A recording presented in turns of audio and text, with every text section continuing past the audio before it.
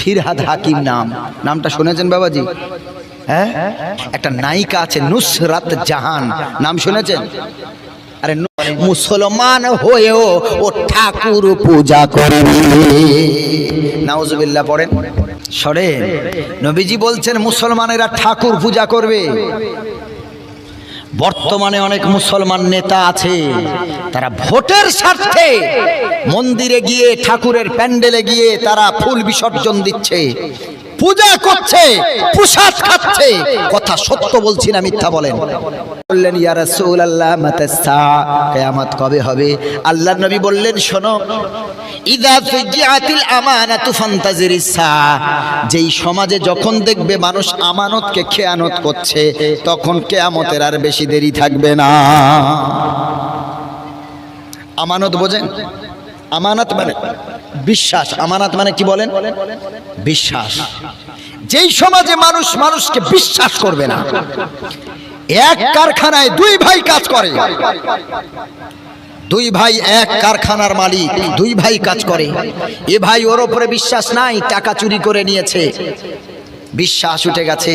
ভাই দুঃখ করে বলে, হায় রে, বাইরের লোককে দায়িত্ব দিলাম না, তুই আমার মায়ের কলিজার সন্তান, আমার ভাই, তাই তোরে দায়িত্ব দিলাম, তুই আমার সাথে এই বেঈমানিটা করতে পারলি, আমার সাথে আমানতের খেয়ানত করতে পারলি। রাসূল সাল্লাল্লাহু আলাইহি সাল্লাম বলেন, কিয়ামতের পূর্বে মানুষ আমানতকে দাম দেবে না, আমানতকে খেয়ানত করে দেবে।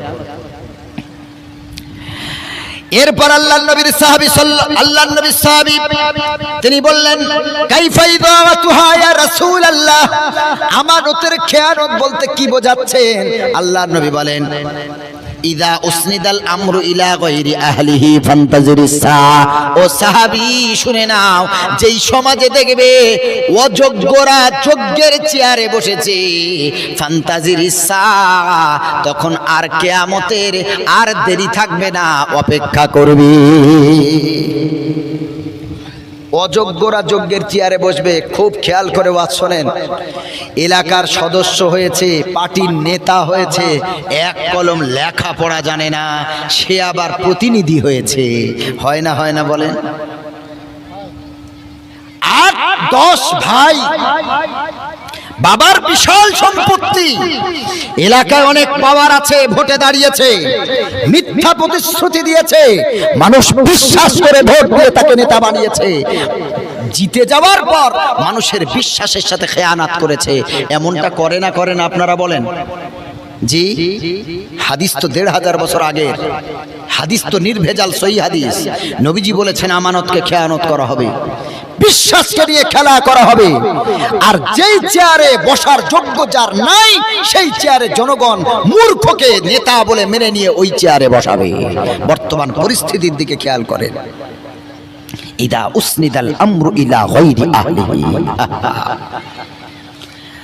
আল্লাহর নবী সাল্লাল্লাহু আলাইহি ওয়াসাল্লাম বলেন, মাখাফাতা শাররিহি, মূর্খকে নেতা বানানো হবে, ওই মূর্খ নেতা হয়ে যাবে, আর মূর্খকে ভয় পাবে শিক্ষিতরা, ইমানদারেরা, নামাজিরা, আলেমেরা।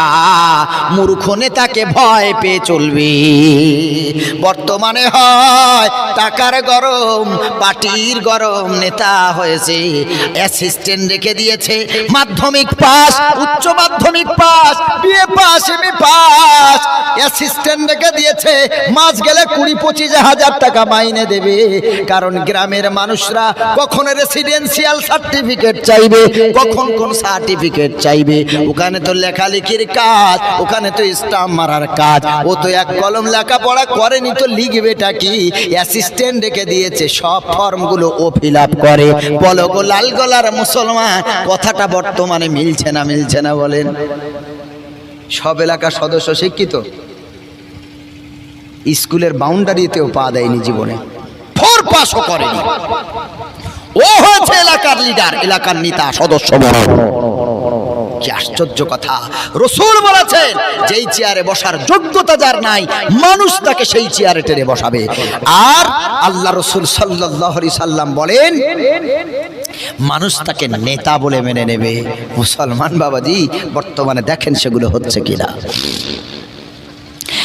আল্লাহর নবী সাল্লাল্লাহু আলাইহি ওয়াসাল্লাম বলেন, কিয়ামতের পূর্বে মুসলমানেরা শিরিক করবে, মুশরিকদের সাথে মিলিত হবে। শুধু তাই না, আমার রাসূল সাল্লাল্লাহু আলাইহি সাল্লাম বলেন মুসলমান হয়েও ও ঠাকুর পূজা করবে। নাউজুবিল্লাহ পড়েন। বাংলাদেশের বক্তা আছেন, আপনারা কেউ চলে যাবেন না। এরপর বাংলাদেশ থেকে বক্তা এসেছেন, আপনাদের সামনে বক্তব্য পরিবেশন করবেন, আপনারা কেউ উঠে চলে যাবেন না। সরেন, নবীজি বলছেন মুসলমানেরা ঠাকুর পূজা করবে। বর্তমানে অনেক মুসলমান নেতা আছে, তারা ভোটের স্বার্থে মন্দিরে গিয়ে, ঠাকুরের প্যান্ডেলে গিয়ে তারা ফুল বিসর্জন দিচ্ছে, পূজা করছে, প্রসাদ খাচ্ছে। কথা সত্য বলছি না মিথ্যা বলেন? হ্যাঁ, আরে এটা হচ্ছে না, হয়নি?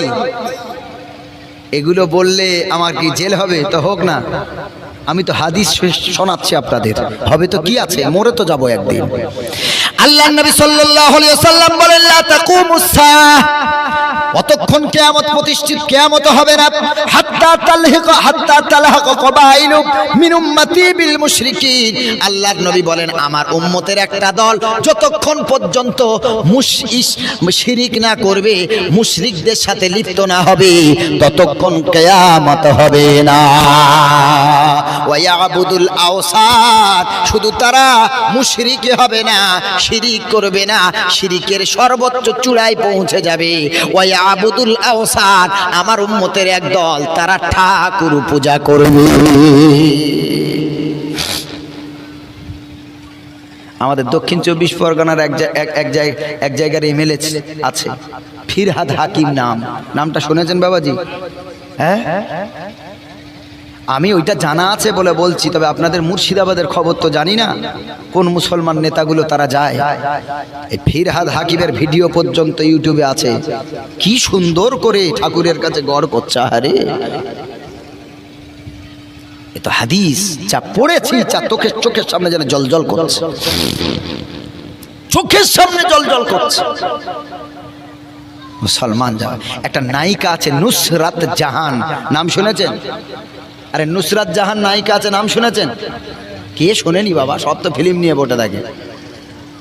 এই নুসরাত জাহান একটা জৈনকে বিবাহ করলো, তার বাপ আবার হাজী সাহেব। টাকা থাকলে হজ করা এমনিই যায় বাবাজি, কিন্তু ওই হজ কবুল হয়েছে কিনা এটা গ্যারান্টি কে দেবে? এই জন্য তো নবী করিম সাল্লাল্লাহু আলাইহি সাল্লাম বলেন ইন্নামাল আমালু বিন্নিয়াতি ওয়া লিকুল্লি ইমরিইম মা নাওয়া ফামান কানাত হিজরাতুহু ইলা দুনিয়া ইউসিবুহা আও ইলা ইমরাআতিন ইয়ানকিহুহা। আল্লাহর রাসূল বললেন টাকা থাকলেই হজ করলে, হাজী হলে হজ কবুল হবে না।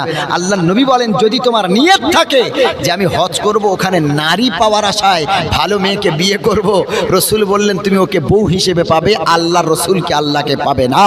আর যদি দুনিয়ার নাম কামাই করার জন্য টাকার অহংকার করে হজ করতে যাও, রাসূল বললেন ইলা দুনিয়া ইসিবহা, দুনিয়ার জন্য, দুনিয়ার স্বার্থের জন্য যদি তুমি হজ করতে যাও, রাসূল বললেন তুমি দুনিয়ার সম্মান ইজ্জত পাবে, আল্লাহ রাসূলকে পাবে না। তোর এরা হলো সেই শ্রেণীর হাজী সাহেব।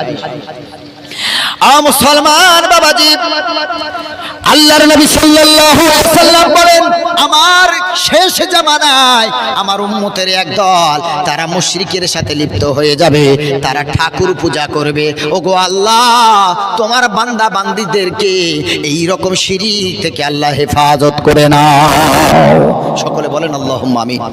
কখনো না ঠাকুর পূজা করবেন না, মাথা নিচু করবেন না, মাথা একমাত্র কপাল ঠেকবে আল্লাহর জন্য। কার জন্য? একমাত্র আল্লাহর জন্য।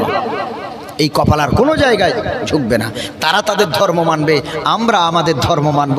অনেকে বলে ধর্ম যার যার, উৎসব সবার, বলে না? বলে না? জি না, ধর্ম যার উৎসব তার, ধর্ম যার উৎসব তার। আপনার জন্য আমরা রাস্তায় পাহারা দিতে পারি, মুসলমান হিন্দু আমরা ভাই ভাই একসঙ্গে থাকতে পারি, আপনার জন্য আমি পাহারার ব্যবস্থা করতে পারি, আপনার অন্যান্য কাজে সহযোগিতা করতে পারি, কিন্তু আপনি পূজা দেবেন, ঠাকুর বানাবেন, তার জন্য মুসলমানের ঘাট ধরে চাঁদা তুলবেন, এটা তো আমাদের ধর্মে নিষেধ আছে, এটা তো দেওয়া যাবে না। বাকি সশরীরে যতটুকু আপনার জন্য করার ততটুকু আমরা করতে রাজি আছি। মুসলমান সাবধান, ইমান নিয়ে খেলা, ছিনিমিনি খেলা করা হচ্ছে। ইমান নিয়ে খেলা করবেন না।